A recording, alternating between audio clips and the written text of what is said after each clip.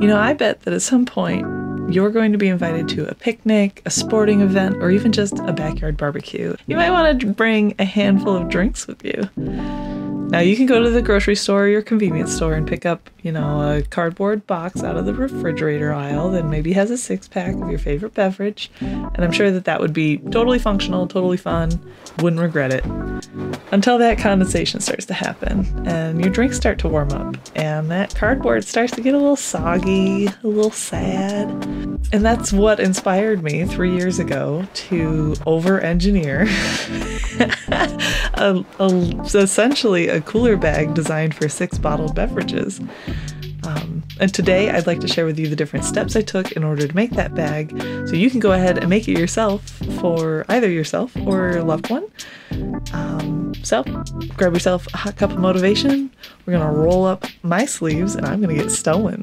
P.S. This video has a whole written tutorial available on our website right now, and that includes like all of the steps that you're gonna need to take, any materials you'd want to buy, quantities, stuff like that, all written down, plus the pattern pieces that are printable so that you don't have to do any measuring yourself. Just print it out, cut it out, and you're good to go. So if you're interested in that, check out the link in the description below and let me know what you think. The first step of this project is to cut out the fabric pieces. The pattern lists which pieces need to be cut on the fold or which ones don't need interfacing or insulated lining, but all of the pieces need to be cut out of the canvas. What makes the rest of this project a lot easier is to baste all of the layers of each pattern piece together in kind of a Hot Pocket style of canvas, interfacing, and lining. Other bags may have you sew outer layers together and then liners together and then have that interfacing layer floating in between, but I found that with these materials it's a lot easier to just baste them together and sew the seams once. Next we're going to assemble the lid. I like to start here because it's one of the more complicated set of steps, which means the project only gets easier from here. We're going to take our Hot Pocket lid pieces and identify which ones are the shorter and the wider ones. We'll take 2 of those pieces and fold over the edges of the longer sides by about 1/4 inch and sew that edge. The other 2 pieces we'll leave as wide as they are, but instead we're going to fold our bias tape over those long edges and sew it in place to cover the raw edges. We'll combine those steps for the longer pattern pieces for the lid by doing the folded over seams on the short edges. We'll use the bias tape on one of the long edges for each piece. Now we'll need to align everything.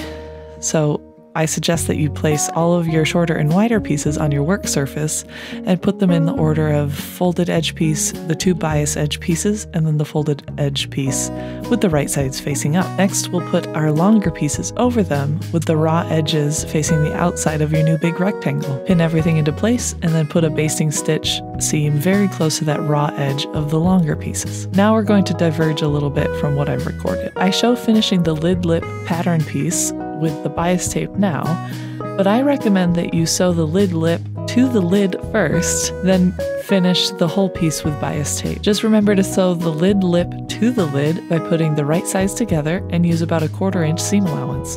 Woohoo! Those complicated steps are pretty much done. Now we need to make most of a box. We'll take our main body pieces and start sewing the front, the back, and the sides to the bottom piece. Again, remember to keep the right sides together and use 1/4 inch seam allowance. I like to finish those seams first and then sew each corner seam from the bottom of the box to the top. Then you'll want to just trim off any of the pieces that stick out farther than their neighbors and you'll be done. We're going to turn that body right side out, and again, we're going to diverge a little bit from what I've recorded. I show having the bias tape edge already around the main body before I've attached the lid, but it will look so much cleaner if you attach the lid first and then cover that raw edge with the bias tape afterward. The final part of the main cooler bag is to finish up with some closures. Here I'm going to use some magnetic buttons, but you could also use Velcro or a traditional button. I've positioned the heavier side of my buttons onto the corners of the lid lip. This way they're going to pull the lid down naturally. I hand sewed them in place, trying to make sure both sides look somewhat symmetrical, but if you're not confident at doing that, this would be a good time to switch your thread over to match the color of your canvas to just hide it a little bit. I put the thinner backing of my buttons onto the magnetic side, and then I closed the lid to the body. I used my sewing pins to position where those backings would sit on the body, and then I gently separated the buttons, trying to not move the backings too much away from the body, and then I hand sewed them into place. Now for accessories. The first big brain idea I had was to make a bottle separator that would stop any of the glass bottles from rattling. To do this, I made one pocket of canvas that is about half the height of the bag, and it fit just inside the bag lengthwise with about an inch or so extra space. I put a piece of interfacing inside that pocket, then I folded over the edge and sewed it closed. Then I need to make 2 more pockets of canvas that are about 2/3 the length of that first piece, but the same height. I filled those with interfacing and closed them up the same way. Then I just needed to line up each of the shorter pieces with opposite sides of the longer one, and sewed a vertical seam down their center through the shorter piece and the longer one. This allows your spacer to lay flat when it's not in use, which is good for storage, but all of the edges can flare out at 90 degrees from that center seam and fit between each of the 6 bottles. Okay, we're on to the final piece. We have a cool bag and a spacer for the bottles, but we're going to want a strap to make the bag easy to carry. I decided to make the strap adjustable so I can wear it across body or by hand, but you could also buy a strap or make it non-adjustable if you prefer the look of more of a lunchbox style.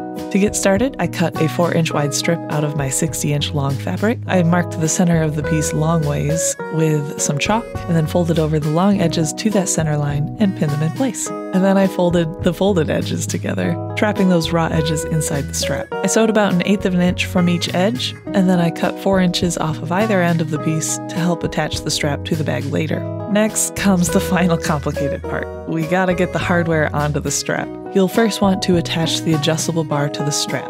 To do that, you'll thread the strap through the adjustable bar piece and then sew it in place around the adjustable bar. Then you'll want to thread the other end of the strap through one of your hook pieces and pull that to about 18 inches away from that adjustable bar. Then you're going to thread that strap back through the adjustable bar piece again, and you'll attach the second hook piece to the free end of the strap. Just to make sure you've got everything lined up correctly, I recommend that you do all of the threading and positioning and just pin the strap in place to make sure that you've got the right side of your strap facing the way you want before you commit to sewing it down. And finally, we'll take those 4-inch straps from earlier and attach them to the bag. Thread one strip through a D-ring and attach the strip to the center of one side of the bag. Repeat for the other side and then attach your strap to the D-rings. Well, I hope you enjoyed watching this video and seeing a more advanced tutorial than what we've posted before.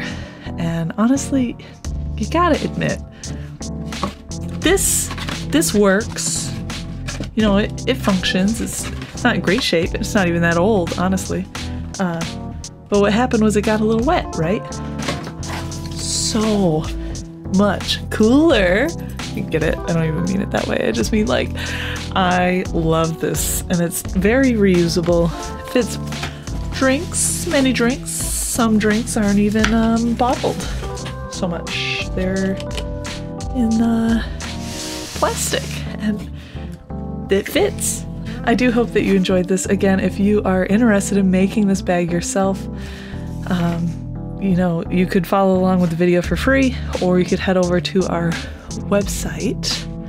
And over there, we've got the whole tutorial written down in a fun plan, and it's got the whole pattern, everything you would need, a list of what to buy and what quantities, things like that, over on the website, available today. So I had a great time. I love this bag. I've had this bag in my brain for a few years now, and I'm just so happy I get to share it with you. Again, this is Auntie Sarah from Coffee Craft. It was my goal today to inspire you to craft something with your own 2 hands, and if you think that I succeeded in that, please give this video a thumbs up and subscribe to our channel. I hope you have a wonderful day, and I can't wait to see what we can craft together next time. Alrighty, bye-bye.